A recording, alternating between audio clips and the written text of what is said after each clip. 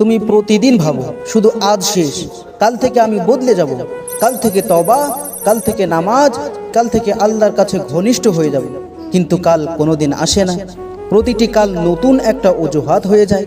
কখনো সুযোগ নেই, কখনো সময় নেই। তুমি বলো আরও সময় আছে, কিন্তু সেটা তোমার জন্য অপেক্ষা করবে না। শয়তান তোমাকে বলে না যে আল্লাহকে ছেড়ে দাও, সে শুধু বলে পরে ভেবে নিও। আর সেই পরে তোমার সর্বনাশের রাস্তা হয়ে যায়। একবার ভেবে দেখো, যদি কাল মৃত্যু এসে যায়, তবে তুমি কোন অবস্থায় আল্লাহর সামনে দাঁড়াবে? তুমি এক নতুন শুরুর অপেক্ষায় আছো, কিন্তু মৃত্যু তোমার অপেক্ষা করে না। শুরু করো এখন থেকেই। যখন সব কিছু শেষ মনে হয়, সেই সময়টাই হয় আল্লাহর সাথে আবার যুক্ত হওয়ার।